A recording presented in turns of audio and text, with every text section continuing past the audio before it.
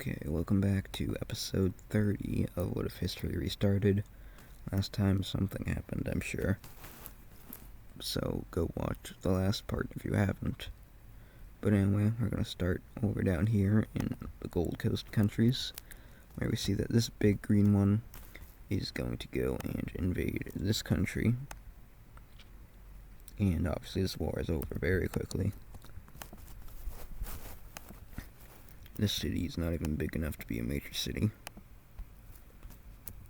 So then, in response to this country is going to go ahead and invade this country. And so that's going pretty well for them. These guys even get in on it. And soon enough, these guys are crumbled up. I butchered saying that really badly somehow. Looking at their new border, it's finally going to give this gray country, which I believe has been here for a while, it's finally going to give it a coast, as well as the former capital. And let's look at the religion map. Okay, well, it's all the same religion, so it doesn't even matter. The purple team is going to get pretty much the rest of the coastal regions. And, I mean, we wouldn't even really consider most of this to be coastal. But they get most of the remaining country. This city down here will be a major city, if I could select it.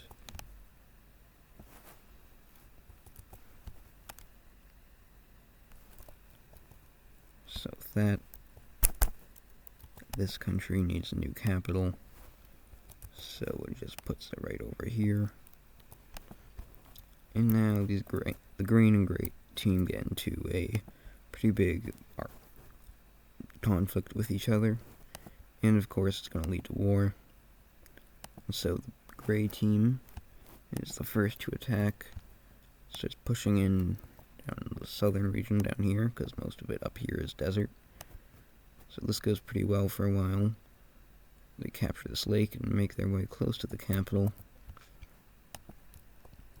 However, the green team makes a surprise counteroffensive down here, and manages to encircle off a lot of these troops, and goodbye to all of them.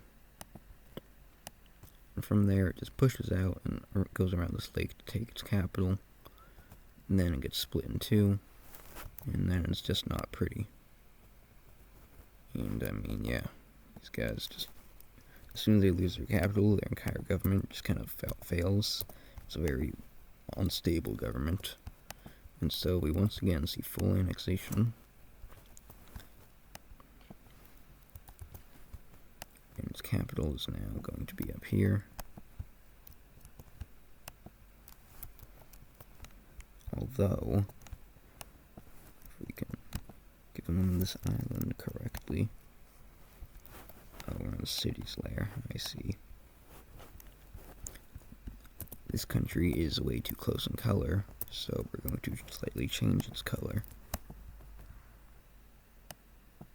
There. This green country is, I'm going to call it this. Well, no, I don't know how to say that. I'm just going to call it the Neo-Gold Coast, despite not being gold. They are kind of looking to be the rival to the Mozambique Union down here. Speaking of whom, I haven't really done anything with them in a while, and I'm still not really going to do much as they just expand.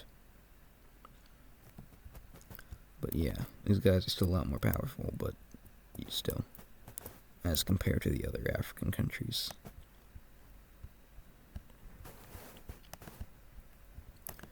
Anyway, moving up here, we have the circle team that just formed, and this country, Anatolia, is pretty powerful, but it being in the Circle Alliance kind of inhibits from doing anything, because, well, the Circle Alliance more so inhibits it from doing anything, because now it can't go after Egypt or the blue team.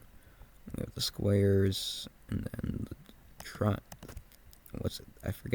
star is forgot my shapes. And they would get nothing out of invading Cyprus, plus it would be really difficult because of the wall. And then they could go after the red team, but I guess that's just what they're going to do then. So these guys start invading the red team, and I mean everybody hates the red team, so it's just kind of sad, really. But yeah, these guys start getting beat up from all sides, and they didn't even do anything. But now, old empire, these countries are going to do something, well, more so this country. Anatolia is going to make a big mistake here, and as you can see, it does have actually most of the population, including the capital. And here, it starts kind of massacring all the red team citizens. Even if we go to the religion map, some of the red team ethnicity people in its own territory. And this makes its people pretty angry, and they kind of think that their government is being way too cruel, and the king just kind of tells them to shut up. So they, of course, are going to start to rebel. They do not want to be in the circle team anyway, these people that are rebelling, so that's just more fuel to the fire. So we'll work out the mess with the red team in a second here. But first, we see that some rebels pop up starting around this major city, but also just start to appear in pockets, mostly in the south, because this is the more red team populated area. And even over here, these are the people that were like more offended by their genocide, because they do happen to be the people that used to be in core Cypriot Empire territory, so it's maybe keep an eye on that. Who knows if it'll be important. These guys take pretty much the entire south of the country, so Anatolia tells them, well, you can take that southern piece and we'll leave you be. These guys say no, so then they say, we'll give you this too, because you have invaded it. But these guys still say no. So then Anatolia gets really desperate and just starts begging them to stop, but they want the entire country, but Anatolia won't let them, so they just kind of have to keep going. We see another pocket break up over here. Soon enough, it meets up with the main pocket, and pretty much the entire country just starts to divide, well, not divide, but crumble in on itself. It did not last very long after the Cypriot Empire fell. But now we have a new government here. So, well, first of all, they're going to leave the Circle Alliance, because they did not want to be in the Circle Alliance. If I could get the right layer, that is. I don't think I can. I might have deleted a city on accident. I think I undid everything, but who knows. If it is, then that's just because they massacred too many people. But anyway, looking at the red team first, so we're going to see that, surprisingly, they actually are going to gain land, technically, because remember, these people are very sympathetic for them, and so they're actually just going to give them all their ethnicity that is still in their borders. They also give them this, oh, that's not what I meant. So yeah, not only do they give them all the territory that is owned by red team people, the core original branch, they also give them this little exclave here, because then that would make things easier. Anyway, the red team still isn't going to come out completely unscathed from this war, because, well, a lot of its people are still dead, but they do also, on top of that, lose more land over to the blue team, and Persia,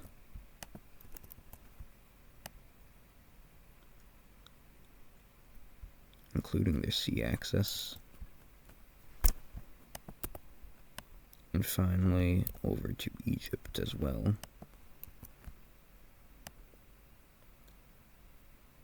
So the red team people are pretty unhappy. In the past, their nation has been expansionist, but it's completely new since the Cypriot Empire dissolved. so there's really no reason to be this brutal towards it.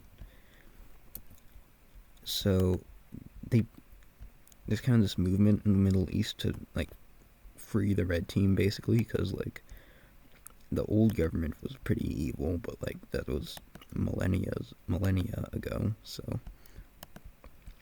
just let them chill now. But the blue team, mainly the blue team, but also Egypt and Persia, still really hold a lot of grudges. So we'll just have to see how that plays out. Staying in the Middle East, we're going to do a daily Omani Empire update. So hold on. There we go. That took a while, so appreciate it. Rest in peace. Rest in peace to that big blue country down here. Anyway, you can see that this country is now pretty expansionist. One reason it did not like the old government. Another reason is because it was very friendly. And I know that sounds stupid, but just keep in mind, like 1,000 years ago, and these guys knew how powerful this country is, and so they just think to themselves, like, well, why aren't we using it to expand it all? And okay, obviously they are kind of being hypocrites, because they just got mad at the government for expanding into the red team. But to be fair, they don't have any plans to be genociding people, so it's kind of fair.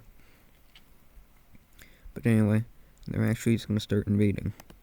So they're going to go into the square team nation over here of this, like this country's borders, but unfortunately those will, one way or another, being added to or subtracted from, will be changed as they now start getting invaded. If we look, there is not any star team countries on their border, other than Greece, but they're kind of just too slow.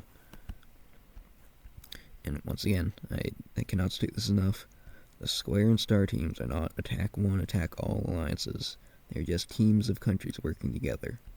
So like, while we see, for example, Serbia and Ukraine and this thing, they support this country, they are not necessarily required to get directly involved in the war.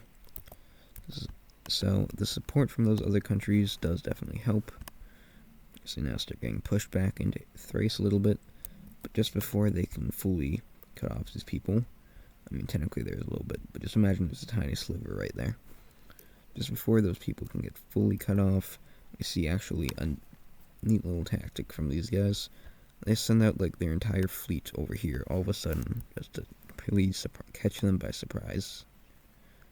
So with that, we see that this entire Black Sea area just gets completely covered. And while they do push back these guys up here in the north, there's still open the room for a lot of expansion down here in the south, including this major city being captured. So eventually the square team's going to pressure this country just to let them have peace. And so this country is going to surrender and agree to this country's terms, which to be fair are not going to be too harsh, depending on how you look at it, at least. They pretty much just take the southern part, which is the more rural, less important area, so I guess that's kind of good. But yeah, Anatolia is pretty much just like slightly larger Turkey now, so I'm just going to call it Turkey. Turkey has expanded up into Europe finally, and while they're still probably happened like before they actually officially ended the war with these countries, they also go ahead and just kind of sweep in here and take over some of these islands, including Rhodes from Sparta, which is not great for them, but oh well. The rest of the Circle team is pretty angry at these guys for doing it, but they still kind of believe that there's like hope for them, so they don't attack them yet. Over here, the Italian region has always been very divided, and that is going to continue to show as this southern Italian country just gets completely folded into civil war. Happened pretty suddenly. It's just because this country's economy hasn't been too great, and the people want the people think that they have better ideas for the economy that the government hasn't been listening to. And so a ton of groups start breaking off. We do also... It's too close to Tuscany. But speaking of Tuscany, well, now it just looks like they're invading, so hold on. But speaking of Tuscany, there is a little bit here that actually just breaks away to join them, which is definitely fair.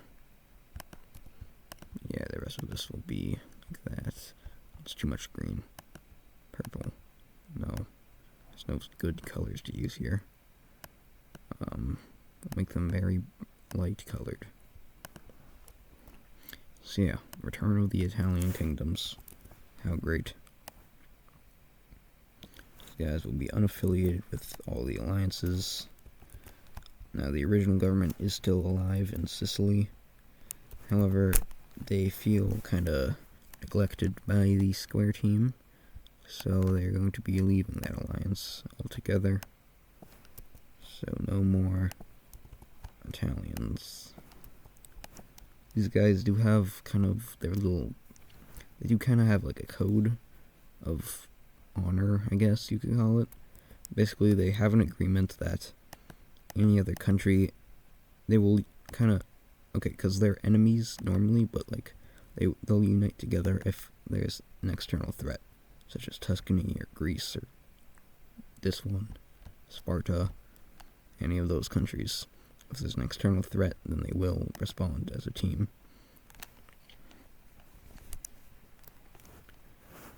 And anyway, I think we'll just check up on Asia. So, open up to the north. We once again see just a tiny bit of expansion into, or exploration into Siberia. Still not an exceptional amount, but more of it is being found. We do not see any new expansion, other than just a tiny bit up here by Japan to help thicken this out. We of course see more tensions rising between these folks, the triangles and the upside down triangles. Very creative, I know. But Korea's colonies down here in Indonesia have been benefiting them greatly.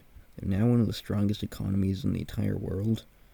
I'd say they're behind, like, Tuscany, and that literally might be it. I think behind Tuscany, they're probably the strongest economy in the entire world right now.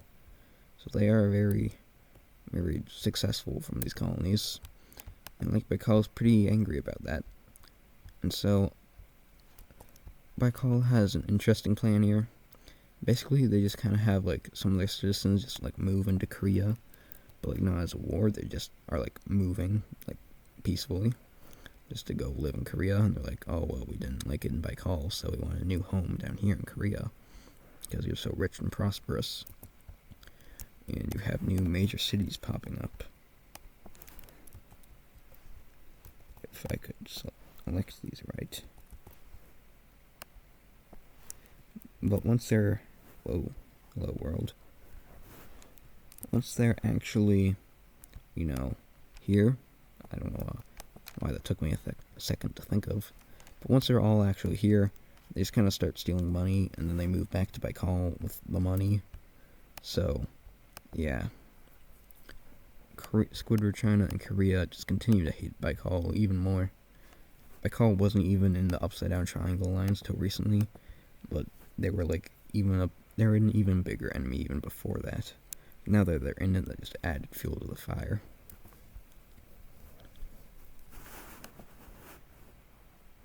Anyway, over here, not too much happens, other than there is definitely some, how do you say this, rebellion, not full-on rebellions, but like, there's some uprisings up here in Indus's most northern territory, because that territory is pretty far away from their capital, as you can see, and it aligns itself a lot more with, let me get a good color. It aligns itself a lot more with kind of this block of countries. As you can see, most of these are peaceful, just excluding this one trade route country.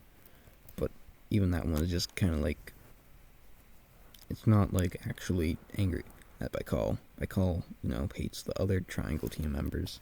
But they're a little bit more friendly with this one. Maybe some trading, because, the trade routes. But anyway, because those people in northern Indus feel more aligned with these countries, a lot less with Indus. So they're not fully rebelling yet, but they are pretty upset to be in Indus. So yeah. And now with that, I think we're finally ready to do some power rankings.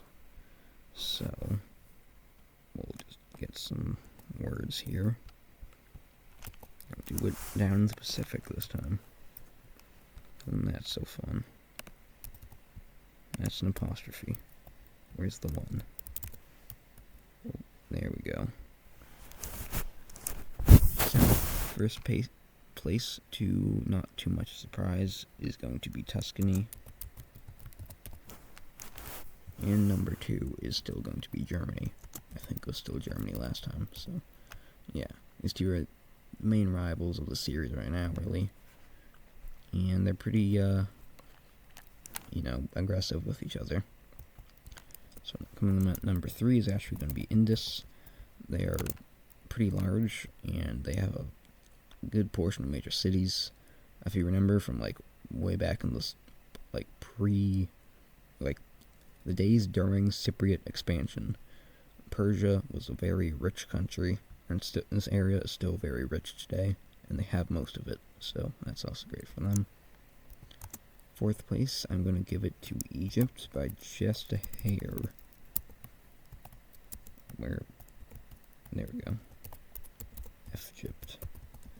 So yeah, they get it, but just a little bit over. It's really hard to type in the dark. Over Baikal, B-I-J. Sure. But yeah, Baikal is in 5th. In 6th, I think we're going to go with Finland.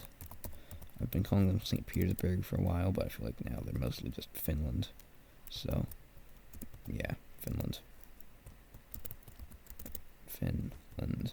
There. 7, I would say, is probably going to be Turkey. Followed closely by the blue team, who I will be referring to as Caucasia.